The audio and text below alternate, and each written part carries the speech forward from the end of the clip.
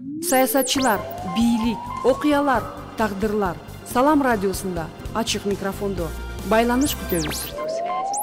Баткенден салам, кезекте ачык микрофон программасы. Студияда сиздер менен мен Улук Памирова алга карай жылабыз. 10 декабрь адам укугу коргоонун бүткүл дүйнөлүк күнү. Негизги Кыргыз Республикасы эгемендүүлүккө ээ болгондон бери адам укугу боюнча 30 эл аралык келишим уюмдарга кирген. Мындай кадам адам укугу боюнча кабыл алынган жалпы эл аралык принцип нормаларга баш ийип, ошолордун жолу менен болууну талап кылат. Кыргыз Республикасынын Конституциясы ар бир жарандын укугуна, расасына, жынысына, тилине жана эркиндигине карабай бирдей экендигин бекемдейт. Мамлекет ар бир адамдын укугун жана эркиндигин туура пайдаланышын кепилдейт. Жарандын укугун жана эркиндигин конституциялык кепилдиги болуп, Кыргыз Республикасынын акыйкатчысы Кыргыз Республикасынын президентинин алдындагы адам укугу боюнча комиссия эсептелинет. Бүгүн биз дагы эле адам укугу тууралуу сүйлөшөбүз. Бүгүнкү программабыз Бириккен Улуттар уюмунун өнүктүрүү программасынын колдоосуна Айкын Багыт коомдук фондунун гендердик зомбулук маселелерин чагылдырууда инновациялык медиа форматтар долбоору менен өнөктөштүктө даярдалып жатат. Бүгүн бизде конокто Баткенде көп жылдан бери Жаңыл мырза плюс кризистик борборду иштеп келет. Ал ушул кризистик борбордо дагы кандайдыр бир деңгээлде укугу кордолгон, укугу зордук зомбулукка кабылган жарандар дал ушул кризистик борборго дагы кайрылып келишет. Ушул зордук зомбулукка кабылган жарандар менен иштеп келген ушул борбордун психологу бүгүн бизде конокто. Кадыралиева Бүйшарипа айым конокто. Саламатсызбы, Бүйшарипа айым? Саламатчылык. Кош келипсиз биздин студиябызга. Негизинен сиз ушул кризистик борбордо иштегениңизден бери психолог болуп иштейт экенсиз. Сиздерге кимдер кайрылат, кандай учурда кайрылат, ошого токтолуп кетсеңиз. Рахмат. Бүгүнкү күндө ошо кризистик борбору ачылгандан бери бизге көпчүлүк жарандар кайрылып жатат. Булар кайрылыш үчүн биз информация жөнөткөнбүз. Бардык айыл өкмөттөргө, айыл өкмөттө иштеген аялдар комитетине, жаштар комитетине, аксакалдар комитетине, андан сырткары дагы булну иш жүзүн ашырган Токтокан Мамбетова эже бар. Бардык жактарга ошо биздин жарандардын кыйналып жүргөн жарандарга кандайдыр бир жардам көрсөтүү үчүн бардыгына кабарды берген. Бүгүнкү күндө информация кеңири таркаган. Биздин кыздар, келиндер, аялдар, пенсионерлер, биз жалаң эле аял маселеси деп ушуларды көбүрөөк сүйлөйбүз, ушулар кабылат деп. Жок, андайдан бүгүнкү күндө биз алыспыз. Биз бир эле ушу аял затына жардам бериш эмес, биз бардык инсандын бардыгына жардам берип, Токтокан эже өтө өзүнүн жакшы кеңеш насааттарын айтып, ошону менен бирикте бизге эркектер дагы. Эркектерден карылар бар бизге кайрылган. Жаштар бар бизге кайрылган. Иштеп жүргөндөр да кайрылып атышат. Эми ар кимисинин ар түрдүү себептери болот экен. Эгерде мен мисалы үчүн азыр аялдардын себептерине кайрылып кете турган болсом, карыган байбиче эжелерден айтсам. Карыган байбиче эжелер булар эми өзүнүн убагында бирөөнү мисал келтирейин. Абдан жакшы иштеп жүргөн, үй бүлөсү жакшы болгон, элдин алдында да жүзү жарык болуп, мындайча айтканда мамлекетке өтө кызмат кылган, үй бүлөсүн жакшы караган, балдарын баарын билимдүү кылган, окуткан, чоңойткон. Бирок бүгүнкү күндө ушу кандайдыр бир себептерден жашоодо өксүп жүрөт да. Чындыгында биздин азыр ар бир кайрылган адамдардын аты, фамилиясы, ар бир кандай эмне себептен өксүп жүргөндөрү баары бизге купуя сыр болуп эсептелинет. Ошон үчүн эми бул эжени айтып аткан мезгилде мен бардык жагын купуя сырдуулукту камтышым керек, кармашым керек. Менин милдетим ошол, өзү психолог болгондон кийин. Абдан сүйлөшүп көрдүм. Балдары бардыгы үй бүлөлүү болуп, өзү менен өзү. Кудайга шүгүр жетиштүү жашашат, бардыгы жакшы. Анан ошо мындайча айтканда кандайдыр бир десем, биздин Кыргызда өзү немебиз бар го. Карыгандар мындай эркин чыга албайт го. Ооба, өзүнү мен кардым эми, мага болбойт, мага уят болот дегендей. Ошону катуу кармайт экен да. Катуу кармап эле анан азыр дагы жанагы мурда эми Советтер Союзунун убагында дин маселеси өтө мындай кандай десем басмырлануу мезгилде эмес беле. Азыркы мезгилде Кудайга шүгүр аябай дин жагынан жакшы болуп кетти. Бирок ошо динге гана берилип, ошо 5 убакыт намазын окуп, үйдөн чыкпай, мындай бир нерв психологиялык стресске кабылыптыр да. Чоң рахмат. Азыр маегибизди улантабыз. Бизде угармандардан суроо бар экен. Саламатсызбы? Сизди угатабыз. Атыңыз ким? Алло, саламатсыздарбы? Менин атым Жазгүл. Жазгүл. Мен азыр сиздерди угуп ошол уюм бизде Баткенде барбы? Адресиңиздер кайсыл жерде? Кайсыл жерден сиздерди таап кайрылсак болот? Рахмат. Рахмат. Бул уюм бар. Бул өзү көптөн бери эле 2000-жылдан бери ушу Мамбетова Токтокан уюштурган. Көп жылдан бери өзүнүн жардамын берип жүрөт. Жакынкы мезгилде мынабу 5 ай болуп калды. Мына Кыргыз Республикасынын социалдык коргоо жана өнүктүрүү немесин бизде Кочкоров министрибиз бар го. Ушунун жардамы менен Баткенге уюшулду азыр. Баткенде атайын кыйналгандар үчүн атайын үй бөлүнүп берилди. Бардык өтө кыйналгандар болсо барып 2-3 күн жатам десе дагы карайбыз. 1 жума жатам десе дагы карайбыз. Кайерде бул адреси? Ал биздики секрет. Телефонуңузду беребиз. Эгер угуп аткан болсоңуз, менин телефонумду жазып алың. 0772 36 94 73. Демек сиздерге кайрылгандардын коопсуздугу үчүн даректер айтылбайт. Купуя. Эгер муну ачык айтып кое турган болсо, кээбиркилердин эми биздин жигиттери бар го, эми биздин Кыргыздын жигиттери кызыл кандуу. Эми бут жаратылыштан табигый туулгандан ошондой. Ошон үчүн биз баягына эгер такыр мүмкүнчүлүгү болбосо 1 айда кармайбыз. Тамак ашын беребиз. 2 айда кармайбыз. 3 айда качан ошо жаран өзү үй бүлөсү менен тил табышып бир жакшылык жагына ооштурганга аракет кылабыз да. Бардык жагынан аракет кылабыз. Үй бүлө бузулбасын, балдар жетим калбасын, атага барса энеге зар болуп, энеге барса атага зар болбосун деген аябай ушу өзүбүздүн иш аракетибизди улантып келатабыз. Бирок ошондой үй бүлө бузулбасын деген куру намыс менен көпчүлүк аялдарыбыз аябай зордук зомбулукка өмүр бою кабылып келгендер бар да. Аларга кандай кеңештерди берип атасыздар? Сиздерге алардын кайрылганы барбы? Кабылгандардын абдан эле ар түрдүү немеси бар да. Мисалы үчүн болор болбос нерседен эле күйөөсү аялды өтө кыйын кыйнап койгондор бар. Ажыраша албай үй бүлөсүнөн сыртка чыгара албагандар бар. Айылга айтпагандар бар. Органдарга кайрылбагандар бар. Бирок алар мындайча айтканда бүгүнкү күндө көбүнүн калтак жей берип азыр бизге келип атат, акыл эси жакшы болбой калган. Акыл эстери бир туруп жакшына сүйлөсө 5 мүнөттө эле күлүп туруп дагы башка нерсени сүйлөйт. Бирок аялдарга мен өтө ичим ачышат. Бирок айла жок. Алар баягы кур намызды катуу кармагандагы. Анан эми ошондой. Аларга жардам бересиздерби? Кандайдыр бир ошол укук коргоочуларга арыз жазуу боюнча алардын атынан? Аларга бардык жагынан жардам беребиз.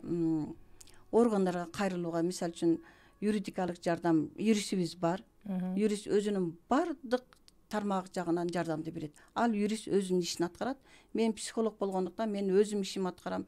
Медициналык жактан да жардам беребиз. Барып сүйлөшөбүз. Медициналык борборлорго кайрылтабыз, сүйлөштүрүп. Биз медицина менен тыгыз байланыштабыз. Милициялар менен, органдар менен дагы тыгыз байланыштабыз. Кандай неме болсо бизге түшүп турат. Биз ошолор аркылуу көбүнчө жарандар менен кайрылабыз. Кайнына келин маселеси деле аябай орчундуу маселе да. Аялдар өздөрү бири-биринин укугун бузган учурлар болобу? Ушундай кайрылышабы? Мен кече эле түз эфир телевизордон бердим. Ошо кайнына маселесине аябай кайрылдым. Мисалы үчүн бардык эле келин акыры барып кайнына болот. Бардык кайнына эле убагында жаш кыз кайнына болгондо. Бирок ошондой болсо дагы бүгүнкү күндө кээ бир кайненелер өзүнүн мойнуна көп жүктү алгысы келбей турат. Себеби келинди алат. Азыр эми балдардын баары Москвага барып иштеп келип эле үй салып атпайбы? Үйлөр даяр. Үйлөрдү даяр кылып коюп балдар көбүнчө азыр аял алып атышат. Анан эле үй мына келиним бөлдүм деп атат. Мен менен жашабайм деп атат. Деп эле өзүнүн мойнунан кандайдыр милдетти оңой куткарып эле баягы бала менен кызды бөлүп коюп атат. Бул бир варианты. Аякка барганда экөө тең жаш болот, турмуштун оош кыйышы болот, татаал болот, балалуу болушат.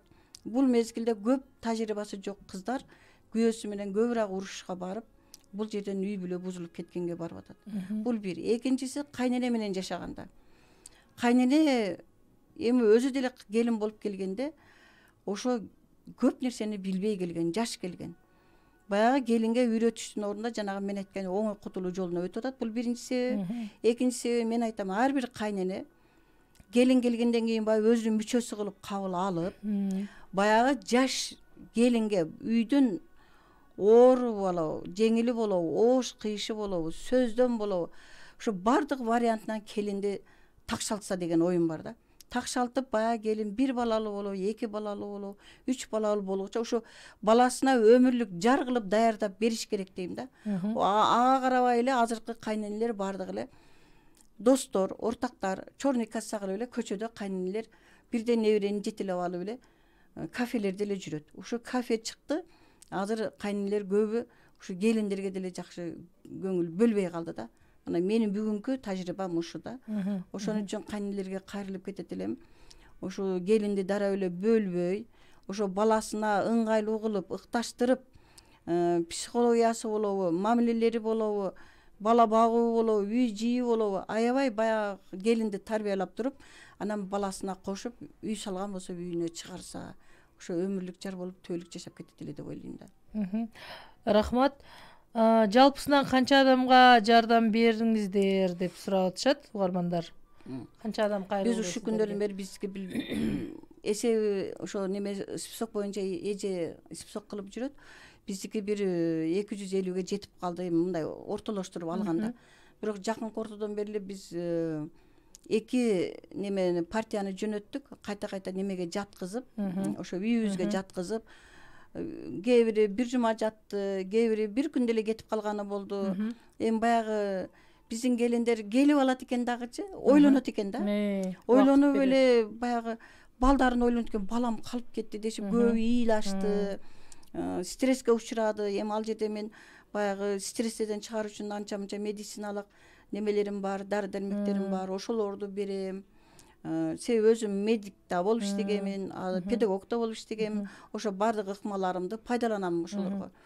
Анан бир төртөө бир жумадан ашкандай жашады. Алардын үй бүлөсүнө кетип атканда кургул кайтарбадык, бардыгына коробка даярдап бердик, балдарын сүйүнсүн. Мен эми бала да кайка жоголдуң апа, кайда жүрдүң деп сурашы мүмкүн да. Мен бир жерге барып келдим, иштедим, мен силерге мынантип алып келдим десе, баягы балдар дагы сүйүнүп, ал балдардын дагы кичине бир стресс болбой сүйүнүп калышын ойлодук да биз.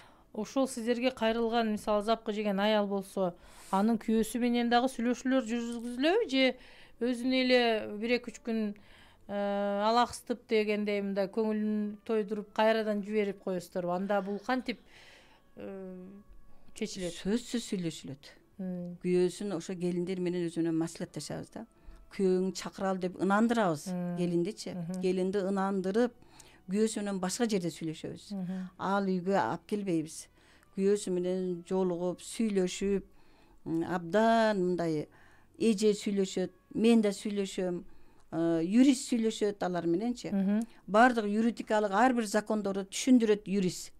Бүгүнкү күндөгү кайра мына аялдар үчүн кабыл алынып аткан закондорду айтып түшүндүрөт. Ошолорду түшүнүп туруп, мен экинчи арак ичпеймин, мен экинчи кол көтөрбөймүн жубайыма дегенге чейин жетип атышат да. Кайра бир жолу кайрылгандар, экинчи жолу кайрылган учурлар барбы же? Эми меники кече жакында эле психолог болуп мына 3 айдан бери иштеп атам. Мен кайрылып келгенди көрө элекмин чындыгындачы. Бирок эжеге аябай мурдатан бери кайрылгандар бар экен. Саламатсыздарбы? Атым Сейликан дейт. Кайненелер келин менен уулунун ортосунда дайыма чыр-чыгар өрөт го дейт. Ошолорго сиз кандай кеңеш бересиз? Келин деле бирөөнүн жакшы көргөн кызы экенин түшүндүрүп коюңузчу. Кайненем жанымда угуп отурат дейт. Рахмат суроо бергениңизге. Ошо кайненеңизге угуп турган болсо, эң ыраазычылыгымды билдирет элем. Убагында сиз дагы ошо ордуңу, өзүңүздү ошол келиндин ордуна койгон убагыңызды элестетип көрүңчү. Босогосун бирөөнү босогосун аттагансыз. аттап келгенде кандай сезимде болгонсуз, кийин кандайдыр бир кайнеңиз бир нерсеңизди айтып силкип койгон болсо кандай сезимде болгонсуз, себеби сиз энеңиздин ушундай бир жакшы көргөн кызы болгонсуз, бетиңизден өөп жытап ар бир ишиңизге кубанып жүргөн убагында энеңиз. Анан эми чындыгында бирөөнүн үйүнө келип үй бүлө күтүп кетиш өтө кыйын. Ошон үчүн келин менен кайнене ортак болуш керек да. Мен бир эжени билем, эми ал эжелер эми мындайча айтканда биз баткендик болгон үчүн баарыбыз эле бир жөнөкөй үй бүлөдө чоңойгонбуз да. Ал эже мындай бир жетекчинин аялы болгон. Анан келин алган.